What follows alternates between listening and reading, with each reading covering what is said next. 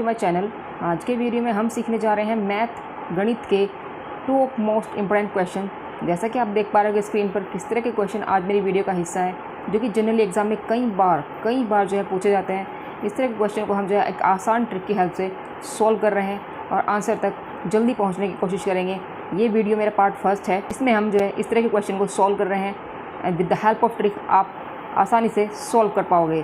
तो फ्रेंड्स चलो शुरू करते हैं वीडियो को और चलते हैं अपने पहले क्वेश्चन की तरफ। निम्नलिखित वृत्त में कोण CAD प्लस CBD का मान हमें बताना है, मतलब कि इस वाली वैल्यू और इस वाली वैल्यू का सम जो है मुझे बताना है। ठीक है, अब आप देखो, अब हमारे पास दिया हुआ है ये वाला कोण। ठीक है, अगर मैं ये वाला निकाल लूँ तो मैं जो है आराम से ये वाला निकाल सकती हूँ। ठीक है, अब इसे वो ऐसा क्यों हम कर रहे हैं, क्योंकि ये देखो ये वाला जो परिधि पर बना कोण होता है ना, केंद्र पर बने कोण का आधा होता है। ठीक है, समझ गए आप। अगर मुझे ये वाला पता चल जाए तो ये वाला तो आराम से पता चल जाएगा। तो सबसे पहले जो है हम इसे ही निकाल लेते हैं, इस वाले कोण को ही हम निकाल लेते हैं। अब आप देखो ये भी क्या है, भुजा, क्योंकि ये जो त्रिज्या है ये इक्वल होती है वृत्त में और ये भी इक्वल होती है। तो अगर ये 30 है तो ये भी हमारा 30 होता है। ठीक है, अब आप देखो ये वाला कोण मैं निकाल सकती हूँ। कैसे निकालूंगी? 180। टोटल सम जो होता है हमारा त्रिभुज के तीनों कोणों का 180 होता है। 180 में से अगर मैं 30, हाँ जी, ये दोनों कोण माइनस कर दूँ तो मुझे जो है COD मिल जाएगा। कोण COD यहाँ से हम फाइंड कर रहे हैं, तो ये हो जाएगा 30 प्लस 30, ये जो हम माइनस करने वाले हैं। 180 में से जब हम 60 को माइनस करेंगे ये हो जाएगा 120। हाँ जी, 120 हमारा COD हमारा निकल चुका है। अब देखो हमें ये क्या होता है, आधा होता है। 120 का बिल्कुल आधा कर दो। ठीक है, कोण A हमारा क्या होगा, 120 का आधा मतलब कि 60। कोण B क्या होगा, 120 का आधा मतलब कि 60। बस इनका सम क्या होगा, 60 और 60, हाँ जी 120 हमारा जो है इनका सम होने वाला है, जैसा कि वो पूछ रहा है। तो अब देखते हैं ऑप्शन में 120 कहाँ पे है। हाँ जी, ऑप्शन 3 हमारा क्या है, यहाँ पे करेक्ट आंसर है। उम्मीद करूँगी आपको जो है क्लियर हुआ होगा। देखो अगर आपको नहीं पता चलता है ना किसी भी क्वेश्चन में कि हमें क्या करना है इस वाले क्वेश्चन में, तो आप जो है रिवर्स चलना शुरू कर दो। रिवर्स चलना शुरू कर दो मतलब कि अगर आपको ये बताना है तो ये आप कब बता पाओगे, जब आपको ये पता होगा। ये पता होगा, ये कैसे पता करेंगे, जब हमें ये वाली वैल्यू पता होगी। ठीक है, तो हम जो है आसानी से इसे निकाल सकते हैं। इसे निकाल देंगे तो हम जो है इसे भी फाइंड कर सकते हैं। उम्मीद करूँगी आपको जो है क्लियर होगा। चलते हैं नेक्स्ट क्वेश्चन की तरफ। 2 प्राकृतिक संख्याओं का योग हमें दिया हुआ है 8, उनके विलोम का अंतर है 2/15। तो ये संख्याएँ क्या हैं ये हमें बतानी है। देखो इस तरह के क्वेश्चन को आप जनरल मेथड से कर सकते हो या फिर ऑप्शन के थ्रू कर सकते हो, वो आपके ऊपर है। ठीक है, अगर आप जनरल मेथड से करोगे तो क्वेश्चन का आंसर जो है निकालने में बहुत देर लग जाएगी, आई मीन कि लेंथी होने वाला है। या फिर ऑप्शन के थ्रू करोगे आपको जस्ट इन सेकंड सॉल्व कर सकते हो। अगर आपको लगता है कि किसी भी क्वेश्चन की जो आप सॉल्व कर रहे हो लेंथी सॉल्व होने वाला है, ठीक है, ज़्यादा टाइम लगने वाला है, तो आपको मैं सजेस्ट करूँगी, ये मेरी टिप है, आपको ये मेरी रिकमेंड करूँगी कि आप जो है उसको ऑप्शन के थ्रू करिए। ठीक है, ऐसा क्यों? देखो अब लॉन्ग कैसे होगा, चलो आप इसको समझते हैं। यहाँ पे ये देखो जी x और हम मान लेते हैं 2 संख्याएँ जो है y है, प्राकृतिक संख्याएँ, उनका योग क्या कह रहा है 8। हाँ जी, या तो आप y मान लो या फिर दूसरी आप 8 - x मान सकते हो, दैट इज़ योर चॉइस। विलोम का अंतर क्या कह रहा है, a, दूसरा क्या है अंतर, हाँ जी 1। देखो अंतर क्या है 2/15। अब आप देखो यहाँ से आप x तो ऐसे रहने देते हैं, y की वैल्यू हमारे पास, y की वैल्यू क्या हो जाएगी 8 - x। वो आप पहले भी मैंने बोला था, आप ऐसे कर सकते हो, वो आपकी चॉइस है। आप डायरेक्टली लिख सकते हैं 2/15। ठीक है, अब यहाँ से आप देखो x और 8 x, ये तो हमारा नीचे चला जाएगा। दूसरा हमारे पास क्या आएगा 8 - x ऊपर माइनस के x, हाँ जी माइनस के x इक्वल टू 2/15। क्या आया, अब देखो यहाँ पे हम इसको दोबारा से लिख देती हूँ मैं। ये आया हमारा 8 - x divided by 8 - x into x is equal to 2/15। अब आप देखो यहाँ से जो है ये x इससे कटने वाला नहीं है, 2x आएगा माइनस के। ठीक है, ये हो जाएगा 8 - 2x divided by 8x minus के x² इज़ इक्वल टू 2/15। इसका जनरल मेथड है। ठीक है, अब देखो कितना लेंथी ये होने वाला है। यहाँ से अब जो x की वैल्यू को सोल्व करो। ये सोल्व करने के बाद यहाँ पे, क्योंकि देखो यहाँ पे क्या है हमारे पास, ये द्विघात समीकरण बन के, क्योंकि देखो x² आ चुका है तो द्विघात समीकरण यहाँ से बनेगी और तब उसको x की वैल्यू का फाइंड करोगे। तो बेटर ऑप्शन इज़ कि आप इसको जो है ऑप्शन के थ्रू करिए। मैं इसको यहाँ पे सॉल्व नहीं करी क्योंकि because is wastage of time. ठीक है, तो यहाँ पर देखो आप इसको ऑप्शन के थ्रू कर सकते हैं। अब आप देखो अगर मैं मानती हूँ कि 3 और 5 है, देखो क्या करें, 2 संख्याओं का योग हमारे पास क्या है 8 है। अब इस ऑप्शन में भी 8 है, इस ऑप्शन में भी 8 है, तीनों संख्याएं जो है उनका योग अगर मैं करूँ तो 8 ही आने वाला है, ठीक है। लेकिन दूसरे को सेटिस्फाई करते हैं, हम मान लेते हैं कि पहला ऑप्शन हमारा ये जो है आंसर हो सकता है। तो यहाँ पे हम देख लेते हैं, विलोम कर लेते हैं 1/3 माइनस 1/5। एक चीज़ मैं आपको और बताना चाहती हूँ उन बच्चों के लिए जो जिन्हें देखो क्या होता है ना, थोड़े बेसिक्स भी नहीं पता होते हैं, तो उनके लिए मैं आपको बता दूँ। देखो बहुत से क्या करेंगे 1/5 माइनस 1/3 कर देंगे, ठीक है। बहुत से ये भी कर सकते हैं जैसे कि मैं ये कर रही हूँ। अब वो क्यों ऐसा अगर वे करेंगे तो गलत होगा। यहाँ पर आप देखो, अगर आप 1/5 में से 1/3 माइनस करोगे, मेरी यहाँ पे आप देखो 1/5 का मतलब क्या होता है, जब कोई संख्या नीचे बड़ी हो जाती है ना फ्रैक्शन में, तो वो पूरी ओवरऑल वैल्यू क्या हो जाती है, वो छोटी हो जाती है, ठीक है। ये उनके लिए है जिन्हें बेसिक्स भी नहीं पता है। अगर कोई भी संख्या नीचे फ्रैक्शन में बड़ी हो रही है तो वो जो ओवरऑल है वो एक संख्या जो है पूरी छोटी हो जाती है। तो यहाँ पे जो है ये छोटा है, ये बड़ा है, बड़े में से हम जो है छोटे को माइनस कर रहे हैं, ठीक है। अगर आप ऐसा करोगे तो यहाँ पे माइनस साइन, ठीक है, आ जाएगा। अब आप देखो यहाँ पे आपको क्या करना है, हाँ जी, मैंने क्या लिखा 1/3 माइनस 1/5 इज इक्वल टू 2/15। बस इसको यहाँ पे आपको 2/15 यहाँ पे आपको लाना होगा इन दोनों इक्वेशन से, ठीक है। विलोम का अंतर वो कह रहा है 2/15 होना चाहिए। अब देखते हैं विलोम का अंतर यहाँ पे 15 है क्या, यहाँ से जो है निकाल लेते हैं। ये हो जाएगा 15, 3 पंजे 15, हाँ जी, 5 तिया, हाँ जी, तो ये हो गया 2/15, हाँ जी। ऑप्शन 1 हमारा क्या है, करेक्ट आंसर है। देखा आपने किस तरह से आप जो है इसको ऑप्शन के through just in second solve कर सकते हैं, ठीक है। उम्मीद करूँगी आपको जो है क्लियर हुआ होगा। चलते हैं नेक्स्ट क्वेश्चन की तरफ। नेक्स्ट है, कमल और आशरा की मासिक आय दी हुई है 4:3, ठीक है। उनका मासिक व्यय दिया हुआ है 3:2, ठीक है।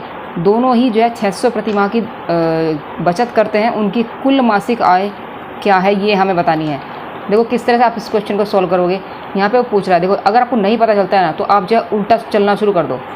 कुल मासिक आय हमें बतानी है, मासिक आय बताओ कहाँ पे है, मासिक आय है ये हमें बतानी है 4:3, मतलब ये है जो है हमें बतानी है। अब ये कैसे निकालेंगे, देखो जैसा जैसा वो बोल रहा है पहले तो अब वैसा करो। यहाँ पे आप देखो उसकी मासिक आय व्यय ये है, आय ये है, ठीक है। दोनों ही जो है 600 प्रति माह बचाते हैं। अब देखो बचाने का मतलब क्या है, वो बचाने का मतलब तो भाई यही होता है ना। देखो 4, ये जो है कमल है, देखो ये क्या है, कमल है, और ये हमारा जो है आशरा है, ठीक है। ये उनकी जो है, देखो एक मिनट, यहाँ पे 4:3, ठीक है। और इधर से क्या करें 3:2, ये क्या है उसकी, ये है उसकी आय दोनों की, और ये है व्यय दोनों का, समझ गए। अब देखो आपको क्या करना है, यहाँ पे वो बोल रहा है कि बचत क्या होती है। बचत तब होती है जब आय में से व्यय हम ठीक है माइनस करते हैं, जब भी तो बचत होगी जब आय में से हम व्यय माइनस करेंगे। अब कमल का देखो 4 और 3 है, आसरा का देखो 3 और 2 है, ठीक है। अब देखो हमें बचत करनी है 600 रुपये, ठीक है। तो 4 में से अगर मैं 3 माइनस कर दूँ, हाँ क्योंकि हम जो है इसको शॉर्ट ट्रिक की हेल्प से कर रहे हैं, तो देखो कितनी आसानी तरीके से हम इसको कर सकते हैं। 4 में से अगर मैं आपको माइनस करना है 3, 4 में से 3 माइनस करूँगी, या फिर और दूसरा है 3 में से 2 माइनस करूँ, क्योंकि यहाँ पे देखो हमारे पास एक कंटिन्यूटी फॉर्म हो रही है तो 1 ही आ रहा है। तो 4 में से 3 को माइनस करो 1 आएगा, ठीक है। या फिर 3 में से 2 को माइनस करो 1 आएगा। तो जो 1 है, 1 किसके इक्वल है, 1 है हमारे पास 600 प्रति, दोनों ही, क्योंकि दोनों ही जो बचा रहे हैं 600 प्रति माह बचा रहे हैं, तो 1 जो है 600 के इक्वल है, ठीक है। जब 1 हमारा 600 है, ठीक है, मुझे बतानी है उनकी कुल मासिक आय, मतलब कि मुझे तो भाई ये बताना है। 1 मेरा 600 निकल गया, तो 4 और 3 टोटल हमारे, क्योंकि कुल पूछा है, कुल का मतलब 4 और 3 को कर दो ऐड, तो टोटल हो गई 7। तो 7 कितने के इक्वल होगी, ठीक है। जब 1 6 के इक्वल है तो 7 कितने के इक्वल होगी, 7 की गुना कर दो 600 में, ये हो जाएगा 7×4 42। हाँ जी 42 कहाँ है, ऑप्शन 3 हमारा क्या है, करेक्ट आंसर है। उम्मीद करूँगी आपको जो है क्लियर हुआ होगा। चलते हैं नेक्स्ट क्वेश्चन की तरफ। 160 किलोमीटर दूरी पर स्थित ए तथा बी दो स्थानों से 2 कारें एक दूसरे की तरफ प्रस्थान करती हैं। दोनों कारें एक ही समय 8-10 पर, ठीक है, प्रवाहन पर प्रस्थान करती हैं। यदि कारों की गति प्रति घंटे 50 किलोमीटर 30 किलोमीटर है तो कारें एक दूसरे से किस समय पर मिलेगी। हाँ जी, T=ST आपको जो है हिट होना चाहिए। समय दूरी का क्वेश्चन देखते हैं आपको जो है, बस अब क्या करना है, अगर ये ठीक है, आपको क्या करना है यहाँ पे जो है, अब देखो यहाँ पे बोल रहा है 2 कार हैं, ये दूरी है, पहले तो ये दूरी जो है हम बना लेते हैं 160। 2 कार हैं, एक यहाँ पे है, एक इस वाले पॉइंट पे ए पे खड़ी है, एक यहाँ पे बी पे है, ठीक है। अब टाइम हो रहा है क्या बोल रहा है 8-10 पर, ठीक है। वो प्रस्थान करती हैं, जब ये चलती हैं टोटल दूरी उसने बोल दिया कि भाई यहाँ पे 160, यहाँ पे टोटल दूरी उनकी 160 है, अब देखो, हम मान लेते हैं जब वे 8:10 पर चलना प्रारंभ करी, हम मान लेते हैं कि टी समय बाद जो है यहाँ पे आके मिल जाएंगी, यहाँ पे मिले कहीं भी मिले, टी समय बाद जो है मिल जाएंगी। ये ए जो है किस गति से चल रही है 50 से, बी जो है यहाँ पे जो खड़ी है उस पर 30 किलोमीटर प्रति घंटा की चाल से चल रही है। अब वे टी समय बाद जो है यहाँ पे आके मिल गई। जब वे मिल गई तो आप देखो, मिल गई का मतलब यहाँ पे जो दूरी तय करी होगी और यहाँ पे जो दूरी तय करी होगी, क्या वो 160 के बराबर हो जाएगी? बताओ मुझे। हाँ जी, वो जो है 160 के बराबर हो जाएगी। अब ये वाली दूरी हम कैसे निकाल सकते हैं? ये वाली दूरी हम कैसे निकालेंगे बताओ? हमारे पास चाल दी हुई है। देखो, मैंने आपको क्वेश्चन शुरू करने से पहले सबसे पहले यही बोला है कि आपको जो है ये हिट होना चाहिए। चाल हमारे पास क्या है? हमारे पास उसने दी है 50 किलोमीटर प्रति घंटा, ये 50 है, ठीक है। और टी समय बाद हम कह रहे हैं कि वो जो है टी समय बाद यहाँ पे आ जाएगी, टी समय बाद वो जो है मिल जाएगी यहाँ पे। अब दूसरी भी जो है उतना ही टाइम लेगी, ठीक है। जब हमें उन्हें मिलना है तो टाइम तो जो है इक्वली रहने वाला है। अब चाल क्या है उसकी? चाल है उसकी 30, ठीक है। चाल उसकी क्या है? 30 है बस। अब देखो, ये वाली दूरी, ये क्या है? दूरी है, ये दूरी तो है भाई, d=st, ये दूरी है, ये भी दूरी है। अगर मैं इन दोनों को ऐड कर दूँ तो क्या मिलेगा मेरे पास? क्या मिलेगा? 160 ही तो मिलेगा, ठीक है। अब देखो, यहाँ पे मैंने जो है आपको रफली समझाया है। अब देखो कैसे इसको सॉल्व करना है यहाँ पे, ठीक है। जल्दी हमें टोटल दूरी हमारे पास कितनी है? d=st हमारे पास क्या है? 160 है। अब देखो, d पहले वाले में क्या है हमारे पास? 50 हम निकाल सकते हैं। हम मान लेते हैं कि वो टी समय बाद, यही तो ठीक है, टी समय बाद जो है यहाँ पे मिल जाती हैं। एक इधर से आ रही है 50 किलोमीटर गति से, एक इधर से आ रही है 30 किलोमीटर प्रति घंटा की गति से। हम वे जो हम यहाँ मान लेते हैं कि यहाँ पे मिल गई है टी समय बाद। ये वाली दूरी हम निकाल लेंगे, ये वाली दूरी हम निकाल लेंगे। और ये दी हुई कितनी है? 160 है, ठीक है। ये वाली दूरी हम निकालते हैं। पहले ये वाली, ये हो जाएगी 50 की गुणा करो आप इसमें, हाँ जी, टी समय में, क्योंकि टी समय बाद जो है मिल रही है। दूसरी दूरी हम निकालेंगे प्लस के, और इसे प्लस करते चले जाएंगे, 30 की गुणा करेंगे हम, हाँ जी, टी में। टोटल दूरी हमारे पास कितनी है? 160। अब बस सोल्व कर लो इसको, 160।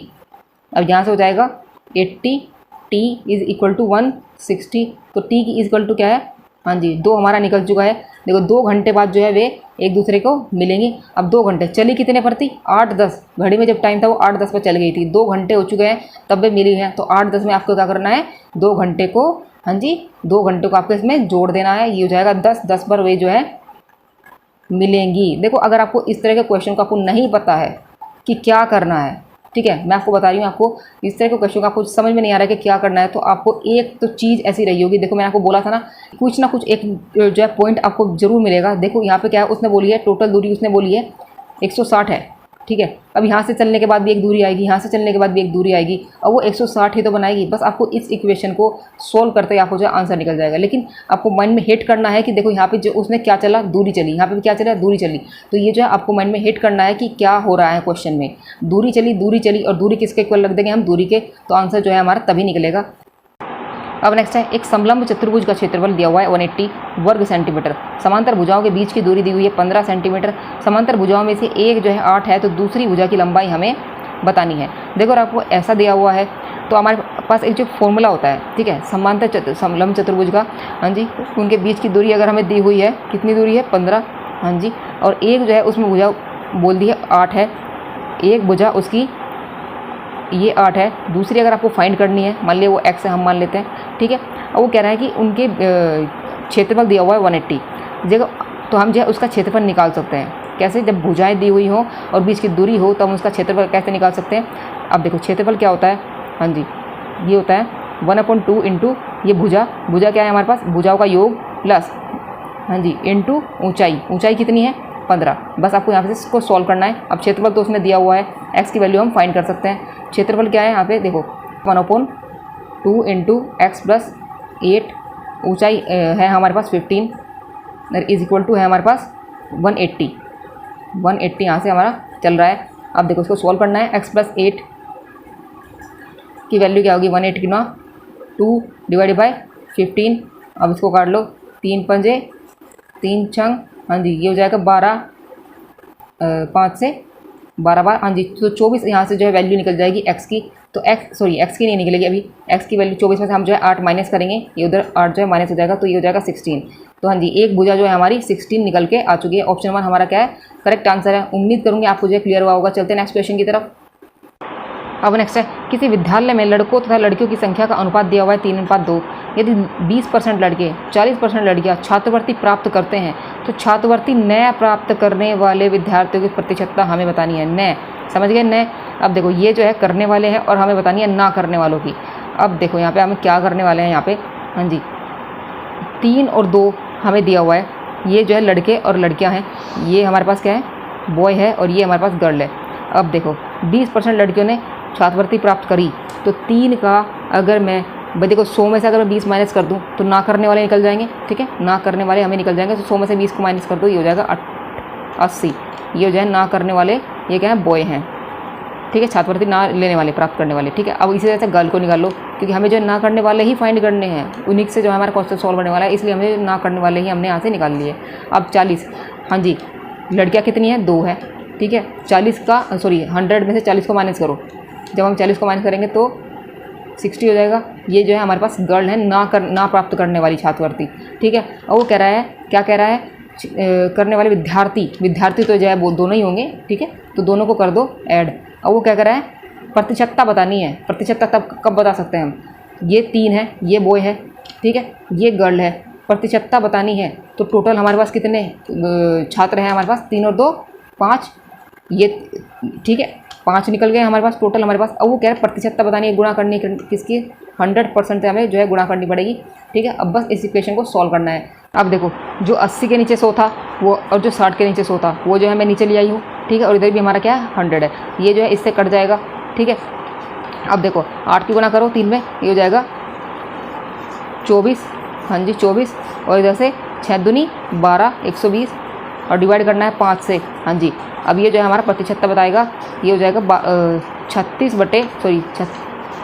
डिवाइड बाई 5, 360/5, 5 से इसे काट दो, ये हो जाएगा 72 बार, हाँ जी 72% जो है हमारी ना प्राप्त करने वाले विद्यार्थियों की प्रतिशतता को दर्शाता है। ऑप्शन 2 हमारा क्या है करेक्ट आंसर है। चलते हैं नेक्स्ट क्वेश्चन की तरफ। अब नेक्स्ट है 272 का स्क्वायर माइनस 128 का स्क्वायर का वर्गमूल मुझे बताना है, ठीक है। अब यहाँ पे देखो 272 माइनस 128, ठीक है, क्या कर सकते हो आप इसका आपको क्या करना है वर्गमूल बताना है, ऐसे बताना है, ठीक है, ठीक है, ऐसे बताना है इसको, वर्गमूल ऐसे करना है। अब देखो यहाँ पे 272, अब ये क्या है वर्गांतर वाला फॉर्मूला है, ठीक है, प्लस 128 हम इसको लिख सकते हैं, a प्लस बी लिख सकते हैं और a माइनस बी हम इसको लिख सकते हैं। तो 272 और जैसे माइनस के 128 ये आपने लिख दिया और इसका करना है पूरे का, हाँ जी अंडर रूट कर लेना है। अब ये देखो 272 और ये हो जाएगा हमारे पास, इसको ऐड करेंगे तो ये हो जाएगा 400 इंटू, इसको अगर मैं माइनस करूँ इसमें से तो ये हो जाएगा 144, अंडर रूट कर लेते हैं, ये हो जाएगा 400 किसका अंडर रूट होता है 20 का, और 144 का अंडर रूट होता है, हाँ जी 12 होता है, ये हो जाएगा 240, हाँ जी 240 हमारा क्या है ऑप्शन 2 हमारा क्या है करेक्ट आंसर है। चलते हैं नेक्स्ट क्वेश्चन की तरफ। अब नेक्स्ट है कोई धन 2 वर्ष के लिए चक्रवृद्धि ब्याज पर 673, 3 वर्ष के लिए चक्रवृद्धि ब्याज पर 714 हो जाता है, तब दर प्रतिशत प्रति वर्ष क्या है ये हमें बतानी है। हाँ जी 2 वर्ष के लिए देखो चक्रवृद्धि ब्याज दिया हुआ है, यहाँ पे साधारण ब्याज नहीं दिया हुआ है। चक्रवृद्धि ब्याज का मतलब क्या होता है, जब ब्याज पर भी जो है देखो क्या ब्याज लगता है तो उसे हम बोलते हैं चक्रवृद्धि ब्याज, ठीक है। अब देखो 2 वर्ष के लिए वो बोल रहा है, हाँ जी 2 वर्ष के लिए वो बोल रहा है क्या, ये आप देखो 673 जो है उसका ब्याज मिल गया है, चक्रवृद्धि ब्याज हो चुका है।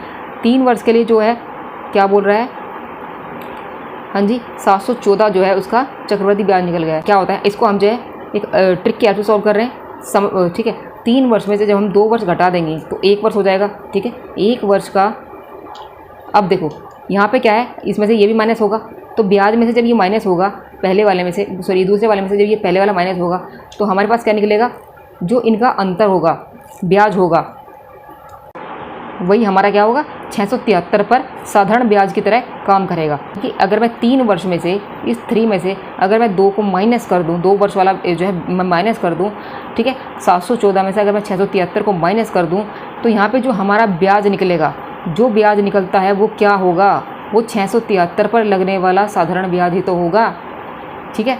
देखो इसके ऊपर मैं एक डिटेल में वीडियो बनाऊंगी, आपको जो है उसमें हर चीज़ जो है चक्रवृद्धि ब्याज किस तरीके से क्या और कैसे जो है मैं आपको समझाऊंगी।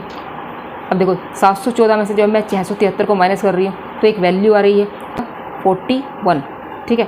अब देखो 41 ये जो है हमारा 673 पर लगने वाला साधारण ब्याज है, ठीक है। देखो क्या होता है, जब चक्रवर्ती ब्याज लगता है, चक्रवर्ती ब्याज कैसे लगता है, देखो पहले तो अगर हम साधारण ब्याज की बात करें, ये हमारा क्या है, साधारण ब्याज है। ये हमें टोटल टाइम और टोटल दर हमारे पास दी हुई है, इस पूरे टाइम पर लगेगा।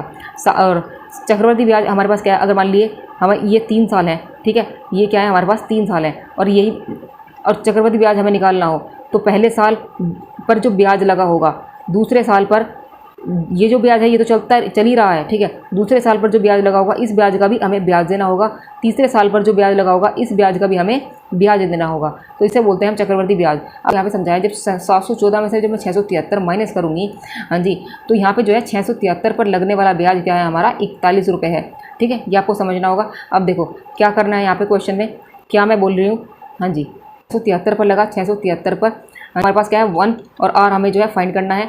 PRT/100 वाला फॉर्मूला होता है साधारण ब्याज को निकालने वाला, ठीक है। 100 इज इक्वल टू क्या है हमारे पास, कितना ब्याज निकला है हमारे 673, मैंने आपकी बोला था अभी 41 हमारे पास निकला है। ये जो है साधारण ब्याज की तरह यहाँ पे काम करेगा। अगर आपको दिया हुआ है क्वेश्चन में 2 वर्ष का 3 वर्ष का हो डायरेक्टली, क्योंकि अगर ये 3 के बाद अगर 4 होता तब भी हम जो है यही फॉर्मूला यहाँ पे अप्लाई करते। अब देखो कितना बोला है उसने यहाँ पे, अब देखो 673 ये तभी अप्लाई होता है जब कंटिन्यूटी में हमारे पास जो है टाइम दिया हुआ हो, 2 वर्ष और 3 वर्ष, 3 वर्ष और 4 वर्ष, ठीक है, इस तरह से हो। अब देखो यहाँ पे हमें जो है हमारा ब्याज निकल चुका है, आर का हम जो है वैल्यू को फाइंड करना है। यहाँ से R equal to 41 divided by, हाँ जी 41 की गुणा करेंगे 100 में, डिवाइडेड बाय 6, 7 और इधर से 3, ये जो है कटने के बाद यहाँ से क्या वैल्यू आएगी, इसे अगर मैं काट लूँ सारे को तो ये हो जाएगा 6 पॉइंट समथिंग जो है वैल्यू आने वाली है, ठीक है। तो 6 पॉइंट समथिंग, अब देखो 0 समथिंग जो है वैल्यू आएगी। तो ऑप्शन 2 हमारा क्या है, करेक्ट आंसर है। 6 सही 1/4 हम इसको, हाँ जी, ऑप्शन हमारा हो सकता है। चलते हैं नेक्स्ट क्वेश्चन की तरफ।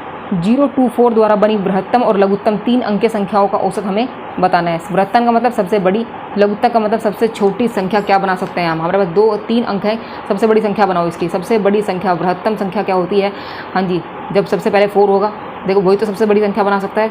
शुरुआत में हमारे पास क्या होना चाहिए, पहला नंबर 4 होगा, सबसे बड़ी संख्या होगी, तभी हमारा 4 जो है सबसे बड़ी संख्या बनेगी।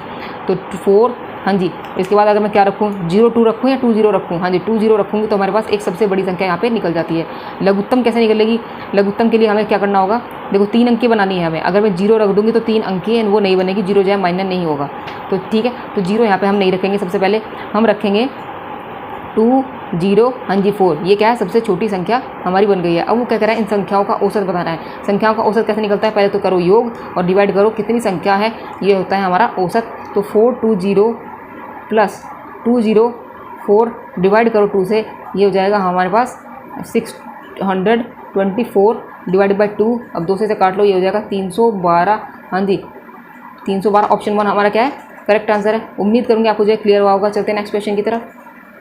अब नेक्स्ट है, यदि n जो है प्राकृत संख्या है तो किस संख्या को, हाँ जी ऑप्शन में से कोई संख्या होगी, उसे n × n+1 n+2 के रूप में लिखा जा सकता है।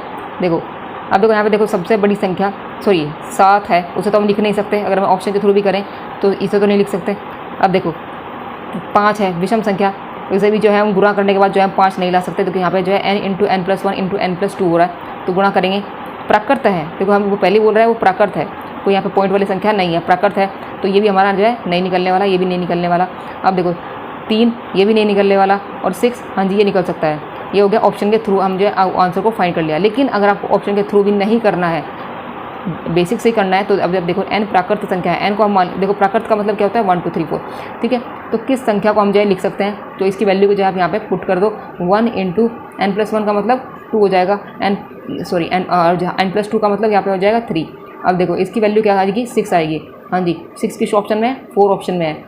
अब ये क्या है हमारे पास, इस 6 को हम जो है प्राकृत में इस तरह से लिख सकते हैं, तो 6 हमारा क्या है करेक्ट आंसर है। उम्मीद करूँगी आपको जो क्लियर हुआ होगा। चलते हैं नेक्स्ट क्वेश्चन की तरफ। अब नेक्स्ट है हमारे पास ये जो है संख्याएं हैं, सबसे बड़ी और सबसे छोटी भिन्न का हमें अंतर बताना है। तो पहले तो क्या करना होगा, सबसे बड़ी संख्या निकालनी होगी और उसके बाद सबसे छोटी संख्या निकालनी होगी। तो सबसे बड़ी संख्या निकालने के लिए देखो अगर हमें बस भिन्न है तो कैसे हम निकालते हैं, ऐसे जैसे कि आप सभी जानते ही हो सबसे बड़ी फ्रैक्शन कैसे निकाला जाता है। हम मान लेते हैं कि देखो इन दोनों में हम पहले देख लेते हैं कौन सबसे बड़ा है। तो 5 की गुणा करो 2 में, 3 की गुणा करो 3 में, तो कौन है 5 की गुणा 2 में करेंगे तो 10 आ जाएगा, 3 की गुणा 3 में करेंगे तो 9 आएगा। तो किसकी तरफ कौन बड़ा है, 2/3 बड़ा है। यहाँ से हमने जो है 2/3 बड़ा है और 3/5 हमारा क्या है छोटा है। फिर उसके बाद कौन आएगा 5/8 और फिर उसके बाद आएगा हमारे पास 3/5। 3/5 जो है हमारी सबसे छोटी संख्या है।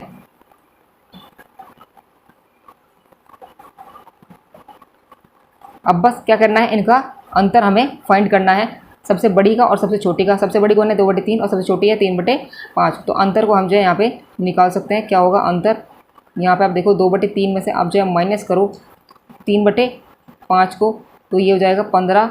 हाँ जी, 3 पंजे 5 दूनी 10 माइनस 5 तिया 3 तिया 9, ये हो जाएगा 1/15। अब 1/15 कहाँ है, ऑप्शन 1 हमारा क्या है, करेक्ट आंसर है। चलते हैं नेक्स्ट क्वेश्चन की तरफ।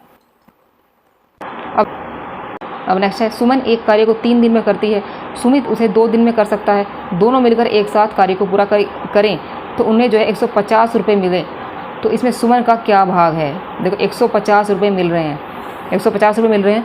अब देखो सुमन है और ये सुमित है, क्या कर रहा है वो, सुमन लगा रहा है 3 दिन और सुमित लगा रहा है 2 दिन। ठीक है, अब टोटल मनी हमें उन्हें मिल रही है 150 रुपये। अब देखो भाई जो दिन ज़्यादा लगा रहा है, पहले तो आप ये मुझे बताओ, जो दिन ज़्यादा लगा रहा है उसे क्या पैसे ज़्यादा मिलेंगे। भाई जो दिन ज़्यादा लगा रहा है उसे उसकी कार्य क्षमता के अनुसार मिलेंगे। ठीक है, कितना कार्य वो कर रहा है, ये तो देखो उसकी कार्य, ये तो जो है उसका दिन का रेशो है, दिन का।